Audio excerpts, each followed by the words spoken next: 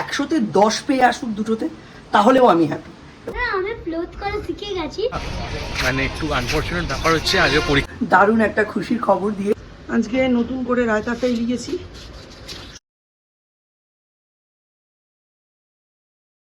শুভ সন্ধ্যা বন্ধুরা, অনেক দিন পর আজকে জিনিয়া ব্লগসের চ্যানেলে একটা নতুন ব্লগ এলো, তাই না? অ্যাকচুয়ালি দিনগুলো এখন এত স্পিডে কাটছে যে ব্লগ হয়তো ক্যাপচার করা হয়ে যাচ্ছে, বাট সেগুলো এডিট করা, ভয়েস ওভার দেওয়া, এই কাজগুলো খুব একটা হয়ে উঠছে না। তাই অনেক দিন বাদ পড়ে গেল, তার জন্য সত্যি অনেক অনেক সরি। আপনাদের সকলের কাছে আমার কিছু তো একটা দায়বদ্ধতা আছে, সেই দায়বদ্ধতার জায়গা থেকেই আজকে এই নতুন ব্লগটা।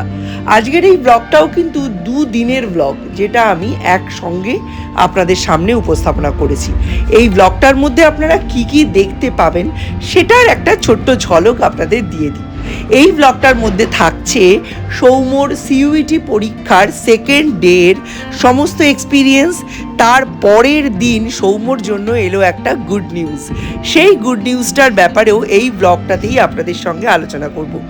আর এই দুটো ঘটনার সঙ্গে সঙ্গে আমাদের জীবন যে কী স্পিডে চলছে সেটা নিয়েও এই ব্লগেই আপনাদের সঙ্গে আলোচনা থাকবে। তবে তার আগে আজকে নতুন একটা সকালে আপনাদের সকলকে ওয়েলকাম জানাচ্ছি। আজকের দিনটা খুবই সানি, আর এই দিনেই হচ্ছে সৌম্যর সিইউইটি পরীক্ষা। আজকে দুটো পরীক্ষা আছে, জেনারেল অ্যাপটিটিউড টেস্ট আর ইংলিশ। তবে এই দুটো পরীক্ষা দেওয়ার সময় সৌম্যর সঙ্গে একটা সাংঘাতিক দুর্ঘটনা ঘটে গেছে, যদিও সেটা খুব একটা হ্যাম্পার করবে বলে আমার মনে হয় না।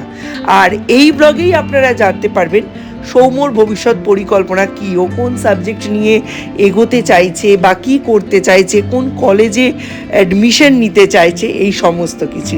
তাই এই সমস্ত কিছু ইনফরমেশান দিয়ে ছোট্ট করে ব্লগটা সাজিয়েছি, দেখুন কেমন লাগে। ভালো করে পরীক্ষা দিবি। টাটা।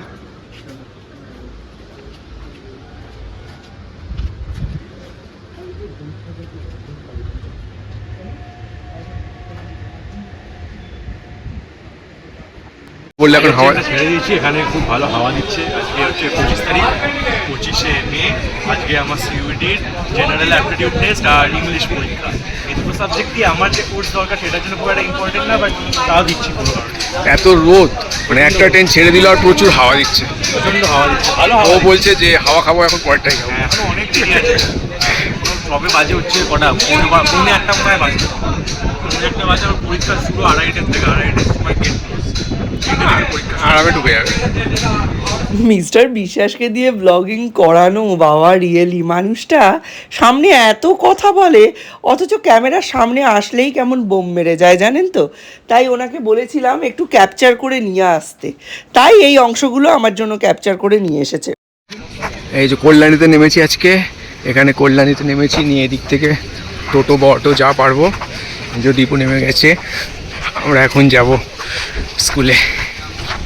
আমি জানি না পরবর্তীকালে ব্লগের শেষের দিকের অংশগুলো আপনারা দেখলে বুঝতে পারবেন 2-3 দিনের একটা অপরচুনিটি আসতে চলেছে ওনার সামনে, যে উনি সব কিছু ভয়েস ওভার দিয়ে এডিট করে সুন্দর করে ব্লগ বানিয়ে ছাড়বেন। কিন্তু উনি কতটা ক্যাপচার করতে পারবেন আর কোথায় উনি ভয়েস ওভার দেবেন, এডিট করবেন, এটা ভেবে ভেবে আমি ভেতরে ভেতরে শঙ্কিত হয়ে উঠছি। 5, 6, 7, 8 এই 4টে দিনের ব্লগের মধ্যে মোটামুটি 2টো দিনের ব্লগ খুব সুন্দর হতে পারত, কিন্তু উনি কতটা সেই ব্যাপারটা সুন্দরভাবে করতে পারবেন এটা নিয়ে আমার যথেষ্ট আশঙ্কা আছে। যদিও আমি দীপ দুজন মিলেই চেষ্টা করব সেই দিনের ব্লগগুলো, অর্থাৎ আপনারা যেগুলো 7-8 তারিখ বা তার পরে দেখবেন, ব্লগগুলোকে একটু সুন্দর করে বানানোর। কি স্পেশাল হতে চলেছে এই 5 থেকে 8 তারিখের মধ্যে, সেটা এই ব্লগটা কমপ্লিট দেখলে তবেই বুঝবেন।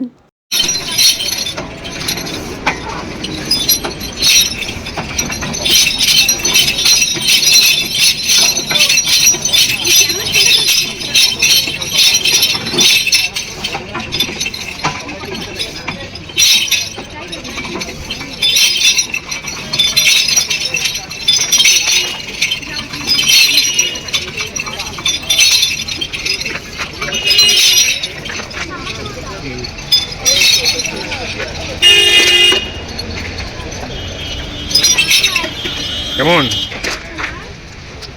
হুম, ভালো। আর পৌঁছে শরীর ঠান্ডা করার জন্য এই যে আখের রস খাচ্ছি আমরা। মানে এতটাই গরম। এই ধর কল্যাণী শিল্পাঞ্চল স্টেশন, আর আমরা এখানে ঢুকে গেছি।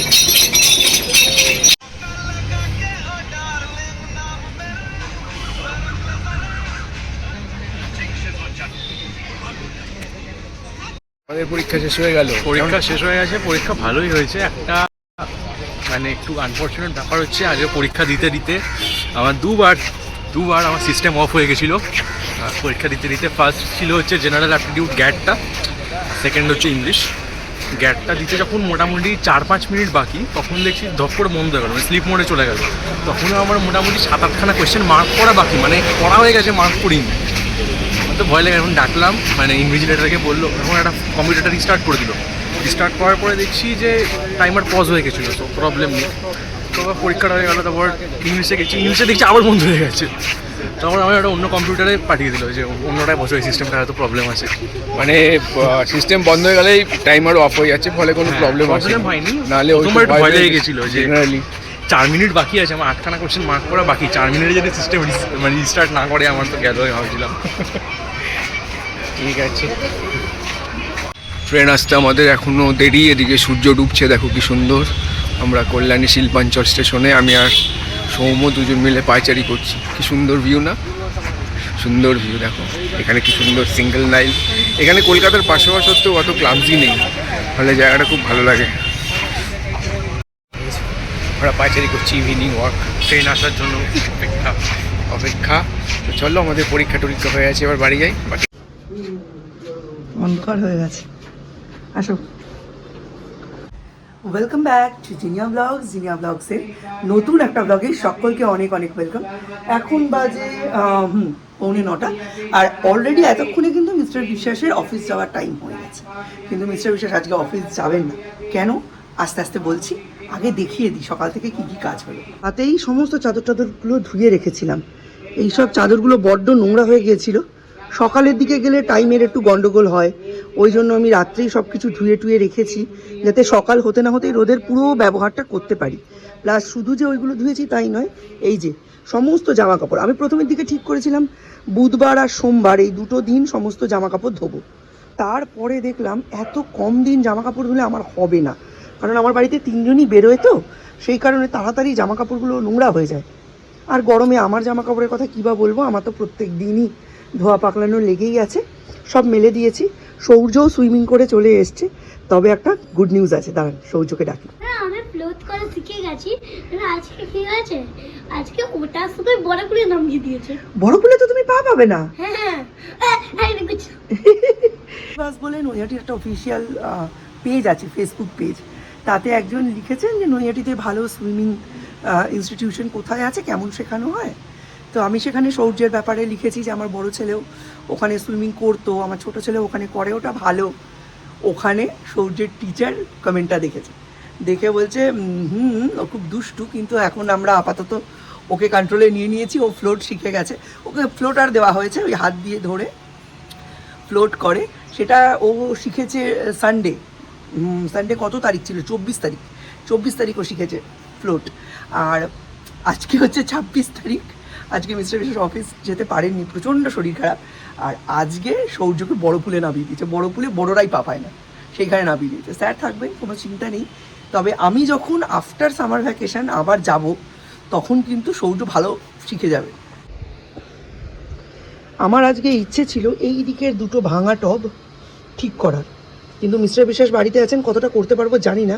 তবে এই জামা কাপড়গুলো সাইড করে দিয়ে দেখি, চেষ্টা করব এই দিকের দুটো ভাঙা টবের মাটি এইখানে ঢেলে চেলে যেরকম আগের বার পরিষ্কার করেছিলাম সেরকম পরিষ্কার করিনি। তার এদিকে দেখুন, এনাদের একজন তো ফুটেই ছিলেন, আজকে আরেকজন ফোটা শুরু করলেন। আর এর মাটি দেখুন একেবারে খড়খড়ে শুকনো, একে জল দিতে হবে। তবে সৌর্য একটা গাছের দায়িত্ব নিয়েছে, সেটা হচ্ছে এই গাছটা। এই ছোট্ট নয়নতারাটার দায়িত্ব পড়েছে সৌর্য। আমি পিঞ্চিং করে দিয়েছি, একটা ছোট্ট টব, ছোট্ট একটা গাছ, এটা ঠিক করবে। আর আজকে আমি এইটাকে ধরবো, বুঝেছ, প্রতিটা তলায় তলায় ধরে গেছে। আর শ্যাম্পু ট্যাম্পু দিয়ে করবো না, শ্যাম্পুর জল ভালো করে গুলিয়ে রুমাল দিয়ে ভালো করে মুছিয়ে দেবো, তাহলেই ঠিক হয়ে যাবে। অপরাজিতার মাটি যাতে না শুকোয় এখানে দিয়ে রেখেছি। এই দেখুন, এগুলো সব অ্যামাজন ফ্লিপকার্ট থেকে আসা বক্সের টুকরো, জল দিলে অনেকক্ষণ ধরে থাকে আর কড়া রোদ পড়বে। একে লতানে করবো না, এইটাকে যেটা করব সেটা হচ্ছে এটাকে বুশি করব। সেই কারণে এটাকে বারবার আকর্ষগুলো কেটে দিয়ে এটাকে বুশি বানানো হচ্ছে। আর এখানে এই ফুলটার পাশাপাশি দেখুন আরও একটা কুড়ি এসেছে। কালকে সারাদিন রোদে রোদে তো, তারপর বাড়ি এসে 1 ঘন্টা ঘুমিয়েছে, খাওয়া দাওয়াও ঠিকঠাক হয়নি। বাড়িতে আসার পরে ওই একটা এগ চিকেন রোল এনেছিল দীপ, আমরা সবাই একটা করে এগ চিকেন রোল খেয়েছি। তারপর আর আমরা কেউ অ্যাজ কেউই ডিনার করিনি, শুয়ে পড়েছি। আমাদের শরীর কারোরই ভালো ছিল না, আমি আর সূর্যের ম্যাটারটা টোটালি আলাদা। আমরা বাড়িতে ছিলাম, আমাদের গায়ে মানে কোনো রকম হাওয়া বাতাস ঠুকতি লাগেনি, মানে রোদের লুয়ের হাওয়া বাতাসের কথা বলছি। কিন্তু মিস্টার বিশ্বাস আর সৌম্যের খুব কষ্ট হয়েছে। সৌম্যর এখনও 3-4টে পরীক্ষা বাকি, ওর এইমস প্যারামেডিক্যাল বাকি, ওর আইজার আর নেস্ট দুটোই বাকি, আর যেই বলছি সরি নিট তো বাকি। হ্যাঁ, মানে নিটের জন্য না মনটা ভেঙে গেছে জানেন তো। একটা বাচ্চা এত চেষ্টা করে কষ্ট করে এত দিনের প্রিপারেশান, মেন্টাল সেট আপ সব কিছু করে পরীক্ষা দেওয়ার পর সেই পরীক্ষা যখন ক্যান্সেল হয় না, সেটা থেকে আর কিছু এক্সপেকটেশান আর থাকে না তাদের। আর আমার ছেলে এতটাই অর্গানাইজড, আমি তো জানি ও যদি একবার বিএসসির কোনো কোর্সে ঢুকে যায় ও সেটাতেই 100% লাগিয়ে দেবে। ও তখন আর নিটের জন্য সময়টা খরচ করবে না। আজকে এই তেল দেওয়া বাঁধাকপিটাকে ঠিক করতে হবে। এটা তো এখন খুবই ভাইরাল, বাট আমার বাড়িতে কিন্তু বার্ড হাউস আগেও ছিল, এখনও আছে। তো এখন খাওয়ার জন্য জল দিচ্ছি। আমি খুঁজছিলাম এমন একটা জায়গা যেখান থেকে ওদের সহজে ক্যাপচারও করা যাবে আর ওদের সহজে মানে খাওয়া খেতেও ওরা পারবে, সহজে ওরা খেতেও পারবে।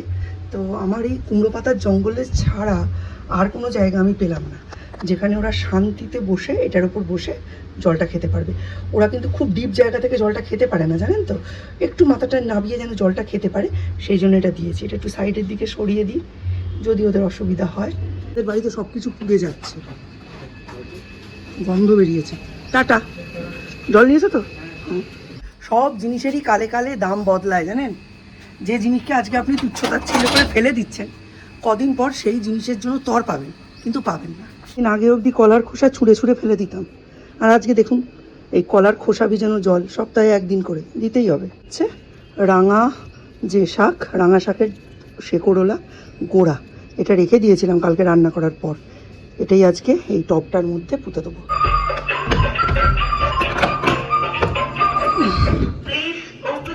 খুলছি। আজকে নতুন করে রায়তাটাই লিয়েছি। সকাল থেকে এমন একটা ওয়েদার দেখাচ্ছিল যে সাংঘাতিক মেঘ, প্রচণ্ড বৃষ্টি হবে। আমি ভয়ে জামা কাপড় অবধি রোদে দিতে পারছিলাম না। এখন ভালো রোদ্দুর উঠেছে, এই যে মাটিগুলো শুকিয়ে চেলে চেলে সমস্ত প্ল্যান্টারের মধ্যে ভরছি। এই মাসে প্রচণ্ড কাজ, মানে সব দিকে কাজ শুরু হয়ে গেছে।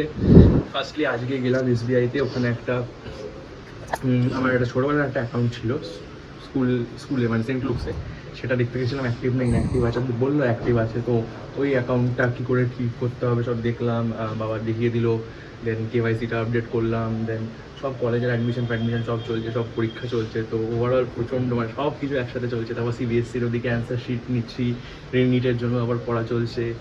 এই ওই সিইউইটি শেষ হলো, তারপরে সব ওয়েস্ট বেঙ্গল পোর্টালগুলো অ্যাপ্লাই করেছি, ডমিসাইল সার্টিফিকেটের জন্য দিয়েছি। এই কয়েকদিন আগে ভোটার কার্ড, প্যান কার্ড সব এলো, আধার কার্ড এলো। মানে এখন পুরো পৃথিবী উল্টে যাচ্ছে হয়েছে। মানে 1 বছর হয়ে গেছে আমার করা হয়নি, বিকজ এই জিনিসগুলো এই সময়গুলো এই সময়ই করে লোকে। 18 হয়ে গেলেই দৌড়ে দৌড়ে করে না। আর এখন আরও আমাদের সমস্যা হয়ে গেছে যে ওয়েস্ট বেঙ্গলে তো জানোই যে সরকার চেঞ্জ হয়েছে, এবার সব কিছু স্টেট বেসিসে যে সমস্ত জিনিস সেগুলো সবই চেঞ্জ হচ্ছে।